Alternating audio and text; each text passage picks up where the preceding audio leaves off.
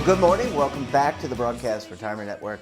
I'm Jeff Snyder. This is BRN Weekly for Saturday, March 4th, 2023. And our top story today, well, it's Secure Saturday. Today, the operational enhancements needed to implementing provisions of the Secure Act. Joining me now to discuss this and a lot more, Leneis and Ishu Chhabra are with Enterprise Iron. Lauren, Ishu, great to see you. Thanks for joining us this morning on Secure Saturday. Hi, Jeffrey. Thank you. Oh, it's a pleasure to see you both. And Lauren, great to see you again. Lauren, I want to start with you because I know you and the Enterprise Iron team have been dissecting all these provisions. And I want to ask you, we can't talk about all 90 and 90 plus. Unfortunately, we don't have 4 hours to do that in totality. But are there particular provisions that stand out to you and the Enterprise Iron team in terms of complexity and operational changes? Absolutely. You're right. There are over 90 provisions here to sort through, and we've gone through all of them in different ways. RMDs stand out to me. There's the obvious age increase, but we are also changing the calculations quite a bit. Secure allows participants to elect to include in-plan annuity balances and distributions into the RMD calculation. RMDs will also need to exclude Roth balances from the calculation. And for that one, it specifically mentions pre-death RMDs. So the idea is that spousal and other beneficiary calculations would work differently. Also, spousal beneficiaries can now elect to have their RMDs calculated as if they were the original participant. So all of this dramatically increases and expands the RMD calculations into many different formulas using different year-end balances, et cetera. And our systems will have to adjust accordingly. Also, Roth and catch-up contributions are another big conversation. Catch-up has to be made as Roth for higher wage earners. Catch-up contributions have different limits for participants who are age 60 through 63. So this will all have impact on how our systems enforce the limits and the sources. We'll have to make some updates to payroll interfaces. And also there's now the employer matching source can be Roth as well. So if plans want to implement the Roth employer match source, we'll need new sources and potentially updates to tax reporting as well. Yeah, really. And I remember the shift to the uniform life table with RMDs. Right. That was a challenge in terms of communication. I know Ishu is laughing. It just was a lot of. I remember during Egg Trade, around Egg Trade, I think it was 2002. That was a big deal. Ishu, as we mentioned, there are 90 provisions, and some of them have staggered effective dates. And I just want to get your input. You and the team, Lauren, have dissected all this, but what does it mean for these staggered effective dates? I mean, my head would be swirling with like little Tweety birds if I was a plan sponsor or a record keeper around this stuff. Jeffrey, you're totally right. With these 90 provisions that are here, it almost impacts every aspect of the retirement administration system. And with these staggered dates, it has surely created an interesting dilemma. But the good thing is that not all of them are mandatory. So what the record keepers really and the plan sponsors are going to be looking at what's mandatory and what's not mandatory. And once you break that down, it becomes pretty clear what needs to be and how it needs to be implemented. Now, as you all remember, we just went through CARES Act and Secure Act 1. And especially with those, we had to implement, really all the record keepers had to implement things pretty fast. And we broke it down and we made sure that most of the significant ones that were mandatory were in place. Now here, giving an example, the RMD age.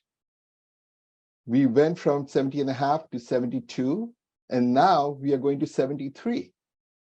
Now that change should be a pretty simple change because most of us already made provisions in the system to do that. On the other hand, this whole Roth source, when that comes into play, that is something that's optional. It could be if you put it in, it becomes mandatory for catch-up. But if you don't put it in, it's something that you can live without. But now it becomes competitively interesting because as a plan sponsor and we have to make sure that you are not leaving something behind where 80% of the market is going to offer it. The other 20%, by not offering it, you are at a disadvantage. So it's an interesting dilemma, but I think we have always gone through as an industry, and we have always implemented and taking care of the ones that's significant. Yeah, you make a good point. And Lauren, I mean, I was telling you guys I lived through EGTRA back in 2001, and that before CARES and before Secure, that was pretty significant. And I remember all the litany of changes, and it wasn't, by the way, it wasn't just systemic changes. There were forms, operational protocols, call center, training, everything had to be updated, Lauren, and there's a lot here to unpack. Absolutely. And one that stands out to me is plan documents. So what we saw with Secure Act 1.0 and CARES is that those amendments were released from document software providers in 2022, well into 2022. And originally the signing deadline for those amendments was 12/31/2022. So because Secure 2.0 is so big and has so much detail, I think the same thing's going to happen. It's going to be quite some time before we have published amendments for Secure 2.0. But because these provisions have such staggered effective dates that are even right now, providers are going to need to separately manage and store how their plans are operating and what options they're choosing. So that can be pretty challenging when you don't have the formal document to reference back to. And it's going to be very important that all of the different departments inside the record-keeping organization stay in sync with each other. Plan managers need to know what can be offered and when, based on procedural and system limitations and implementation dates for these items. Communication inside the record-keeping organization is going to be a big deal. But plan managers will also need robust communication out to the plan sponsors and participants. Plan sponsors need to prepare for changes they'll need to make to their payroll system, for instance. Participants need to know what's required of them and when.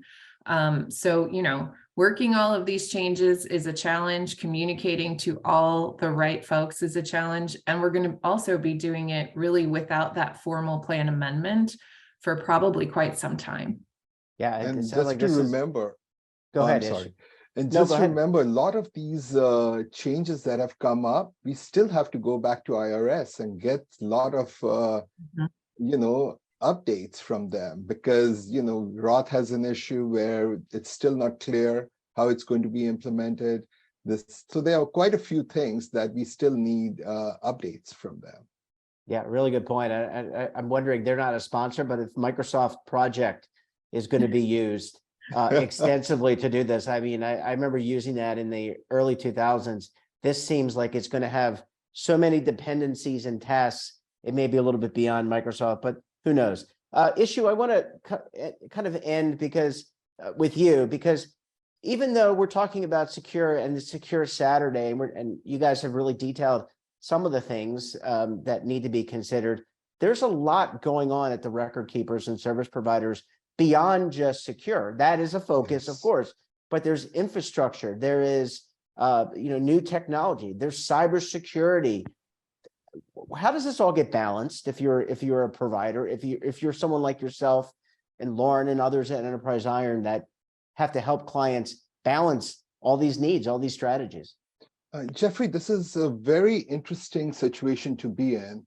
A lot of the providers, we were all expecting Secure Act 2.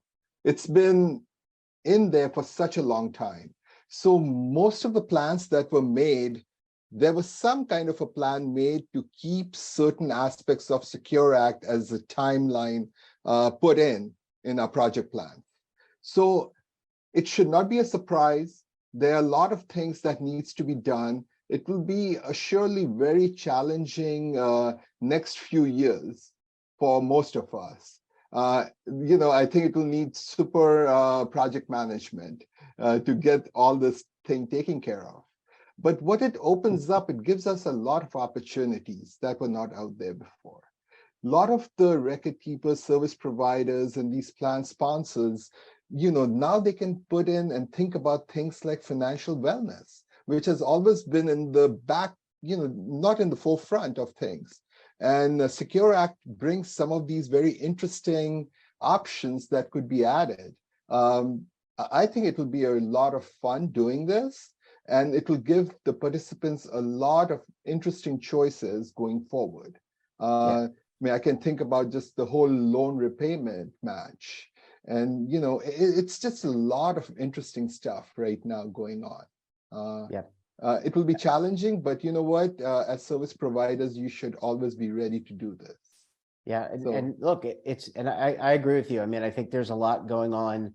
There are improvements. It's not like these are bad things. These are all improvements. We've got the positivity of the Secure Act, and then we've got the other things that have been, you mentioned financial wellness, et cetera. Well, Ishu, Lauren, we're going to have to leave it there. It's always a pleasure to see you guys. Really appreciate your insight, and we look forward to having you back on the program again very soon.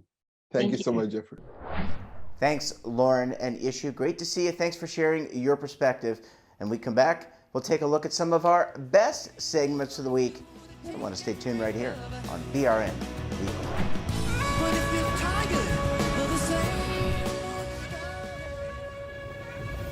Imagine a new television network that will make you richer, healthier, and in control of your financial future.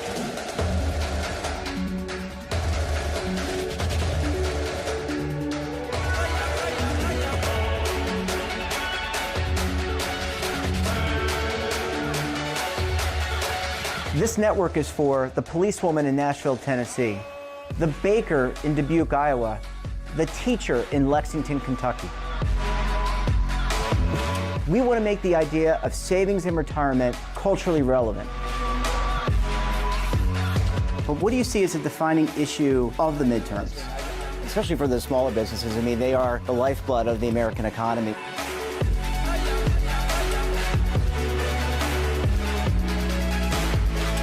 Featuring exclusive interviews, current affairs, and docuseries. 33 years old, you retired early. The philosophy is money only matters if it helps you live a life that you love. But you got to start thinking about retirement as soon as you get in. The Broadcast Retirement Network will drive very high engagement with premium partnerships. So this isn't retirement and savings for your parents or grandparents. This is for all Americans. And we're going to change the way you think about money.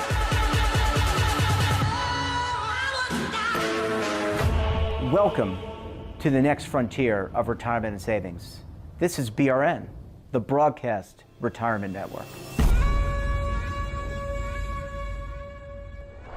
I'm Jeffrey Snyder, and this is your retirement update. You know, annuities have gained some negative connotations, but now younger generations are warming up to them. We saw definite enthusiasm and interest among millennials in retirement income, much more than we expected. And the other thing that we heard that was different from the other generations is millennials talked a lot about retiring early, starting their own business, starting a second chapter. And so it makes sense that they're interested in retirement income because they want to move on to that next phase of life. Retirement income is an important part of the retirement journey, and annuities could play an important part. With your retirement update, I'm Jeffrey Snyder with the Broadcast Retirement Network. Are you stuck with a low credit score? A credit report and score that's causing you to be denied credit or pay higher interest rates than others for the same things? Then do what Terrence did and call Credit Repaired for your free credit evaluation to help restore your credit. I started thinking about buying a new house and my score wasn't where I needed it to be. I called and spoke with one of the representatives and we just had a good conversation and I liked what he was saying. Just one call for his free credit evaluation was all it took to start back on the track to repairing his credit. seeing the deletions and I'm getting the report, so I know something's being done. It does make a difference to me. All it takes is one call to get started. Credit Repair has given me a second chance to have a better credit score. Don't let a low credit score hold you back another day. Do what Terrence did and make the call for your free credit evaluation. Call 800-819-4152. That's 800-819-4152. Again, 800-819-4152. Welcome back. You know, it was another great week with great topics and, of course, great guests. We discussed the ins and outs of paying for long-term care. Let's take a look. Clearly a social issue in our country today. And it's a big issue, and people are talking about it. People from all walks of life and all economic strata. How do I deal with the likely, if not the certainty, that I may require care for myself or provide care for other people at some point in time in the future? Let's set aside insurance for the moment, and let's just talk in general about resources available to people to help them plan, because this is a planning issue more so, I would think, than an insurance issue. I think insurance evolves as a result of the plan. So I think the first thing you want to do is figure out pull together the family, the entire family to the extent you can, and talk through these issues as they relate to perhaps an older generation or my current generation. How are we going to deal with this issue of care, providing care for people who need standby assistance for things like bathing, eating, dressing, continence issues, transferring issues, moving from a wheelchair to a bed or vice versa, all those kinds of issues, none of which are typically covered by medical insurance. And that's the first realization. Many people are not aware that these kinds of services that are required to care for people are not covered by medical insurance. I don't know that there's a too early or too late a time. Late is worse than early, of course, because you may not have adequate resources available and less time to accumulate resources to meet those potential needs. So I don't think there's an ideal age. I think someone your age could begin to give serious thought to, what's my future going to look like? Who's going to be there to help me? What services in the community may be available to me? What's my financial position likely to be in the future as I plan ahead? Post-retirement, most likely when these needs will occur. So I don't know that there's necessarily an age too young, but certainly someone in your age category, 50-ish and above, should be giving thought to this at this point in time. Even though, one more point, even those who haven't planned should be giving thought to this at this point in time. What resources do I have on hand? What family resources might I be able to access, and what community resources may be available to me? Medicare, which everyone post 65 would be certainly enrolled in, it does pay for those services, but to a very limited extent, very limited. Some services are covered while hospitalized. Some services, skilled nursing services, for example, may be covered for a very short period of time post-discharge from a hospital, but you can't really look to Medicare as a long-term source to pay for custodial care because it's not designed for that purpose. Medicaid is a program that's essentially available through the states with federal subsidy to provide for those who don't have the resources to provide for themselves. And there are available programs to buy coverage for those people through partnership types of programs where they can at least gain some coverage and still retain some of the assets that they might lose if they went directly on Medicaid to help pay for care. Houses, home furnishings to a limited degree, automobiles and things of that nature, which typically for Medicaid, you probably wouldn't have any of those assets remaining if you went on full Medicaid. So there are programs available. So there are essentially at least 3 ways, maybe more, to buy some form of long-term care insurance. Historically and most typically, and what I myself have, is a freestanding, what I would call traditional long-term care policy. That's a policy that I bought many, many years ago. Still paying on it. Will pay on it until I either use it or die having not used it. But it provides, in my case, reimbursement benefits for expenses incurred on a month-to-month basis. Expenses for, as I enumerated earlier, specific custodial type care. There are 6 activities of daily living that are defined in most qualified long-term care policies themselves, and required standby assistance with any 2 of those 6, whether the need for it is medically induced or whether it's cognitively induced. For example, we think in terms of Alzheimer's or other forms of dementia that may disable people to the point where they need assistance. Those types of benefits are provided under a long-term care policy that provides typically reimbursement. You incur the expense and then the insurance company reimburses you for the outlay. And we also discussed building healthy snacks for healthy study habits as well. Let's take a look. I've always had a very entrepreneurial personality, but at the same time, I also maintained a corporate job, and I actually rose up the corporate ladder very quickly. A lot of entrepreneurs have this idea that you cannot, spend time in corporate America and then there's nothing to learn. And I think that's an absolute lie. I think wherever you are, whether you're mopping the floors, whether you're crunching spreadsheets, anything, there's always something to learn in the journey of life. When I was in high school, my first taste of entrepreneur definitely hit me hard, and it made me grow up fast.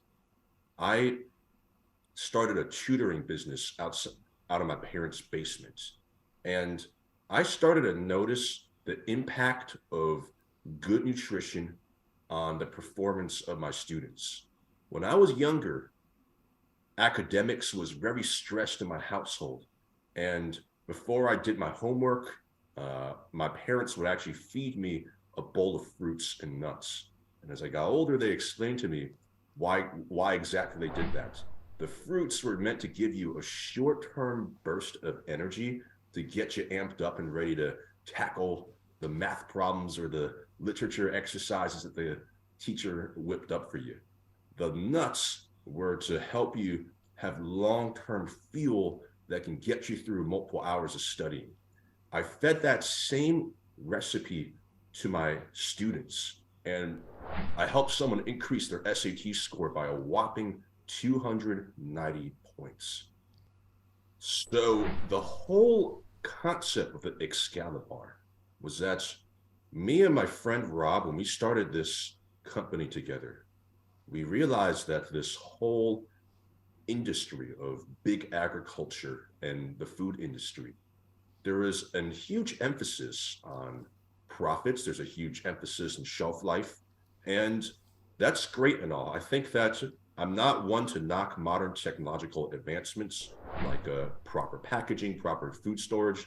That is something that we cannot take for granted, but there's a right way to do it and there's a wrong way to do it. I've noticed that so many energy bars on the market, I look at their ingredients and I see a lot of very, very strange chemicals that I cannot really pronounce easily. And I'm the kind of guy who, instead of taking things for granted, I always do further research. And ladies and gentlemen, whoever's watching this video right now, next time you see an energy bar in the food aisle with a list of weird, funky ingredients, go on Google, go look up each one of them. On Wikipedia, you can look up the potential adverse health effects that they have. We put so much food in our body that's laden with preservatives, and it's slowing us down. Yes, it's cheaper. Yes, it makes the manufacturers more profits, but it's slowing you down as a human being from reaching your full potential. It's making you lethargic. It's really just hindering your productivity.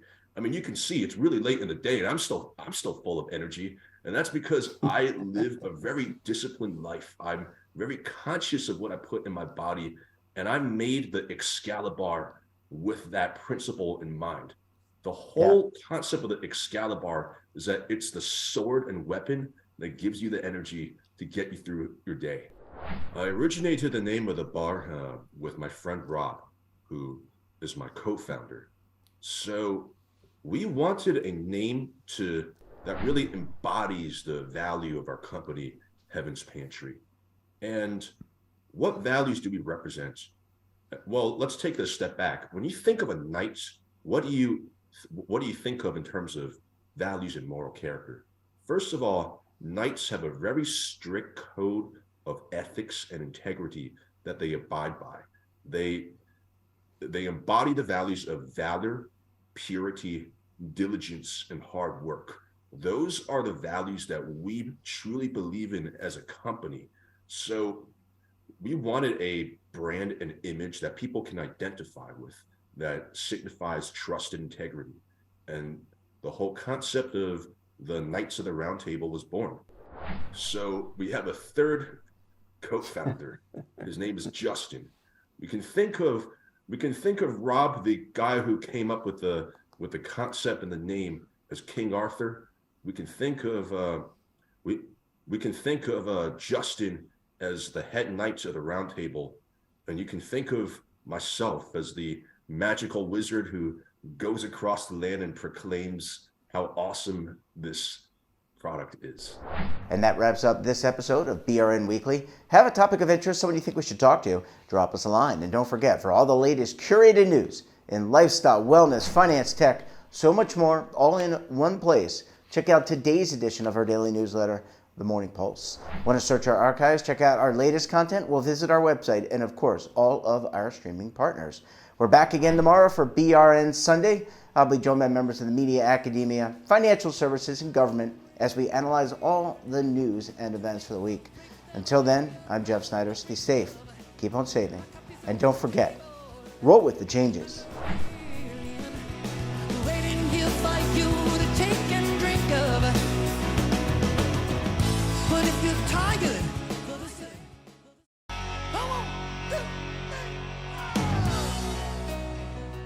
Now is your opportunity to co-create content around any topic on the first lifestyle and wellness network. Reach a global audience through our platform and co-own exclusive branded content.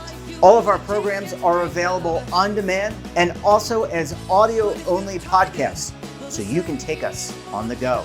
Broadcast Retirement Network, available anytime, anywhere, and on any device. Tax audits, tax liens, wage garnishments. Every day we hear stories like this about good folks who are simply struggling to pay their bills. Each of them are living a frightening IRS tax nightmare, and they are afraid it will destroy their lives. I'm a divorced single mom, and my ex-husband left me and the kids with a lot of unpaid bills, including unpaid taxes. I was really starting to show my stress on my kids because the IRS had sent me a letter demanding a huge payment from me. I couldn't afford it. So then the IRS was threatening to garnish my wages.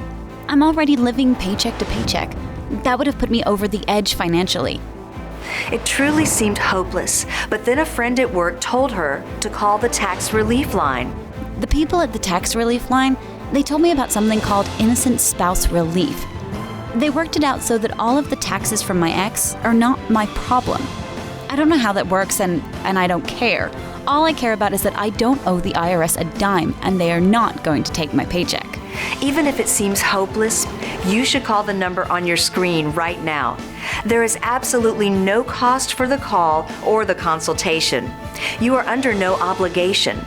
If you are worried that the IRS could garnish your wages, seize your assets, even take your home, call us right now. The Tax Relief Line is here to help you. Now you have a knowledgeable, professional team of tax experts that are ready to negotiate with the IRS and fight for you to save you money. The Tax Relief Line's professionals have successfully negotiated thousands of cases, reducing and sometimes even eliminating the tax debt for their clients. It's very easy to get started. Simply call the number on your screen right now. You don't have to live in fear anymore. The call and the consultation are free.